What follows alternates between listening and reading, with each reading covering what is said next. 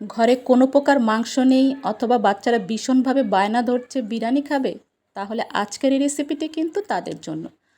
চলে আসলাম আলু ডিমের এই অসাধারণ রেসিপি নিয়ে। রেসিপিটি খুব সহজভাবে তৈরি করব, আশা করি পুরো ভিডিওটা দেখবে।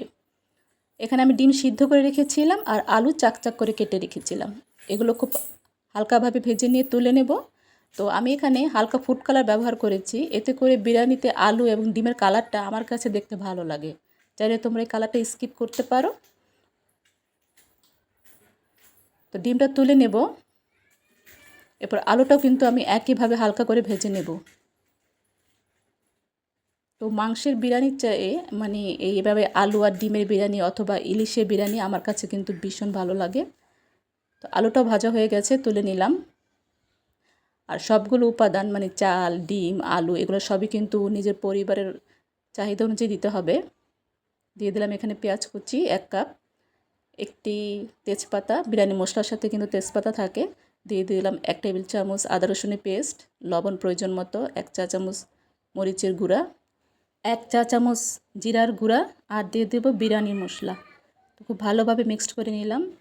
এরপর দিয়ে দেব পানি, যাতে করে মশলাটা খুব ভালোভাবে কষিয়ে যায়। এরপর ভেজে রাখা আলু আর ডিমটা দিয়ে দেব। তো মশলার সাথে আলু আর ডিমটা খুব ভালোভাবে মিক্সড করে নিলাম। মিক্সড হয়ে যাওয়ার পর ডিমটা কিন্তু আমি তুলে নেব।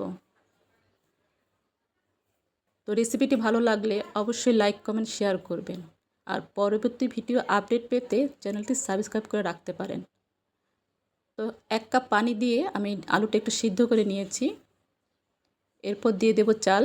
আমি এখানে 1 কাপ চাল ব্যবহার করেছি আর দিয়ে দেব 2 কাপ পানি। তার আগে চালটা কিন্তু আমি একটু মশলার সাথে হালকা করে ভেজে নেব। তো আমি এখানে 4-5টা কাঁচামরিচ ব্যবহার করেছি।